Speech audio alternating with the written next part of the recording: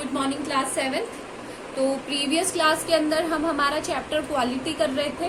आज हम same chapter को कंटिन्यू करेंगे, ठीक है।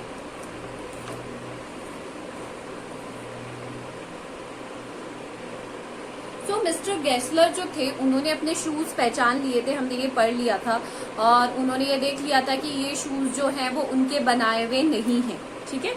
उसके आगे से पढ़ेंगे अब हम पेज नंबर 74 से। The tone was not of anger, nor of sorrow, not of contempt, but there was in it something quite that froze that blood. But वो जो उनकी जो टोन थी वो ना ही गुस्से वाली थी, ना ही उसमें बहुत ही ज्यादा ईर्ष्या वगैरह कुछ थी, बट उन्हें ऐसा लगा कि कुछ अजीब था उसमें, क्योंकि किसी ने कुछ दूसरे शूज लाकर उन्हें बोल दिया है कि आपके शूज है ना। So he put his head down and pressed a finger on the place where the left boot was quite comfortable. जहां पर लेफ्ट बूट पे उन्होंने थोड़ा सा प्रेस करके देखा, दबाकर देखा, जहां पर क्या था कि जहां पर वो बूट थोड़ा सा क्या था, कंफर्टेबल था, जहां से बिल्कुल, ठीक है। If you are there he said those big worms have no self respect. तो उसने कहा जिसने भी ये शूज बनाए हैं उनके अंदर बिल्कुल भी सेल्फ रिस्पेक्ट नहीं है, सेल्फ रिस्पेक्ट का नामो निशान भी नहीं है। And then as if something had been weigh within he spoke long and bitterly. और ये वो बहुत ही ज्यादा गुस्से से बिटरली कहने लगे, खट्टेपन से कहने लगे। It was the only time I ever heard him discuss the condition and hardship of his trades. ये पहला टाइम था, मतलब आज तक उन्होंने कभी उनके मुंह से है ना अपने व्यापार को लेकर कोई परेशानियां हो या कोई और दिक्कत हो, ऐसी कोई चीज उनके मुंह से कभी नहीं सुनी थी उन्होंने।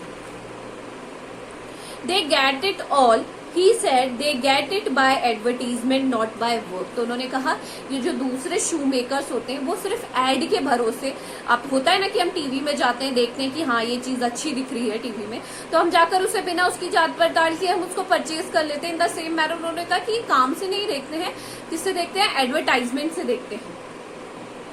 दे take it away from us who love our boots, it games to this presently I have no work, even here it get less you will see।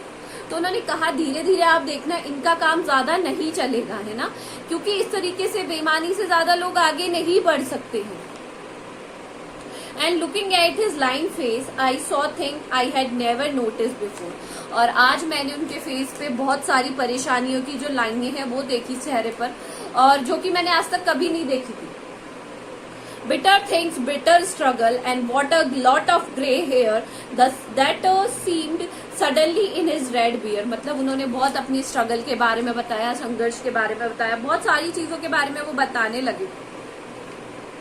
As best I could, I explained the circumstances of those ill-omened boots। मतलब शापित boots हो गए, मतलब वो एक तरीके से, और मैंने उनको सच्चाई बताने की कोशिश की किन परिस्थितियों में मैंने उन्हें खरीदा था उन बूट्स को। But his face and void made so deep an impression that during the next few minutes ordered many pairs। They lasted together longer than ever। और उनका जो इम्प्रेशन था या उनकी जो फेस की जो हरकतें थी वो देखकर मैंने उनको बहुत सारे बूट्स का ऑर्डर दे दिया और वो बूट्स बहुत सालों तक चले। And I was not able to go to him for nearly 2 years। अब मेरे शूज बहुत सालों तक चले, तो मैं 2 साल तक, मतलब नियरली 2 साल तक उनके पास नहीं जा पाया। It was many months before my next visit to his shop। many months जब मैंने उनके विजिट गया मैं उनके पास। This time it appeared to be his elder brother handling a piece of leather। जब मैं वहां गया तो मैंने जाकर देखा कि उनका जो बड़ा भाई है वो हैंडल कर रहा है सब कुछ, पीस ऑफ लेदर भी दिखा रहा है लोगों को, and he is showing everything to everyone. Well mister Gessler I said how are you. तो मैंने कहा हाँ वेल मिस्टर गेस्लर आप कैसे हैं। He came close and peered at me। peered मतलब होता है झांकना, क्लोजली। वो बूढ़े हो चुके थे तो वो मेरे पास आए और उन्होंने क्लोजली मेरी तरफ देखा। I'm pretty well, मतलब pretty मतलब pretty well, मैं अच्छा हूँ। He said slowly, by my elder brother is dead। but मेरा जो elder brother थे उनकी डेथ हो चुकी है। And I saw that it was indeed himself, how aged and wan, and never before had I mentioned him as his brother।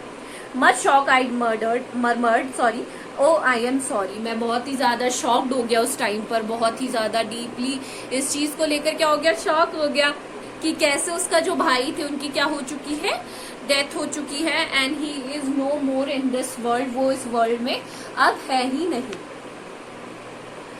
Yes, he answered, he was a good man। उन्होंने कहा indeed he was a very good man। He made a good boot। उन्होंने बहुत अच्छे boot बनाए थे।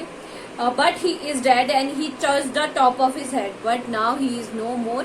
और उन्होंने अपना head को touch किया। Where the hair had suddenly gone as thin as had been on that of his poor brother to indicate, I suppose, the cause of his death। Do you want any boots? And he held up the leather in his hand। It is a beautiful be. तो उनके भाई की उन्होंने touch किया अपने head को। Where the hair had suddenly gone thin, मतलब धीरे धीरे उनके बाल बहुत ही ज्यादा उड़ गए थे, या कह लेंगे कि जो अपने भाई के कारण ही उनके भाई क्या थे, उनके बाल उड़ गए थे बहुत ही ज्यादा। एंड फिर वो मुझसे बात करने लगे और उन्होंने मुझे कहा आपको कोई पीस चाहिए, मतलब यू वांट एनी पीस, ठीक है। फिर उन्होंने कहा कि उनके हाथ में जो लेदर का पीस था, बहुत ही सुंदर पीस था लेदर का। उन्होंने कहा इसे देखिए आप, it is a very fine very beautiful piece. समझ में आया आपको? तो चलिए चैप्टर को, this is all for today, thank you. अब हम इसके टेक्स्ट बेस्ड क्वेश्चन कर लेते हैं।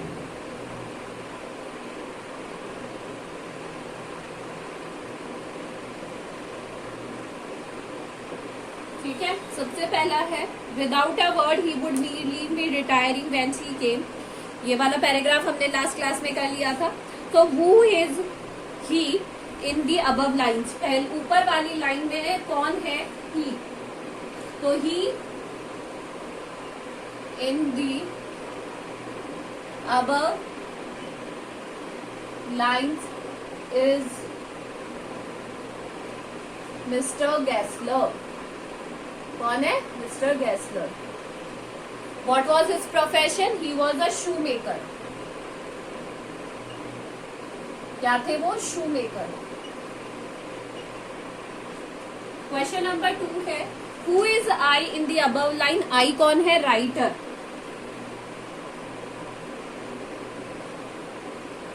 कौन है?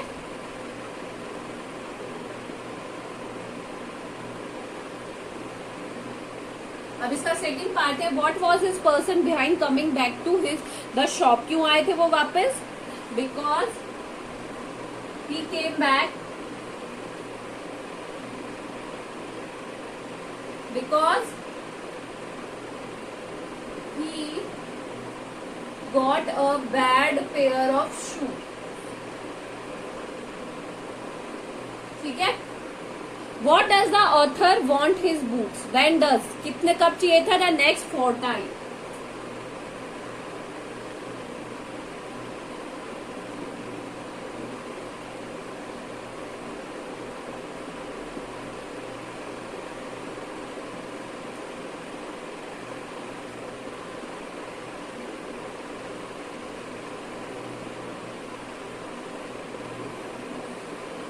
Right the synonym opposite of easy. Easy का क्या होता है? हार्डली।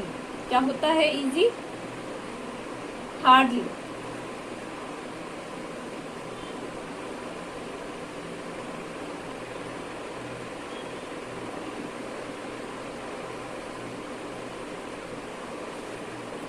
ठीक है, तो आज आप ये वाला क्वेश्चन कॉपी में कर लीजिएगा। That's all for today, thank you.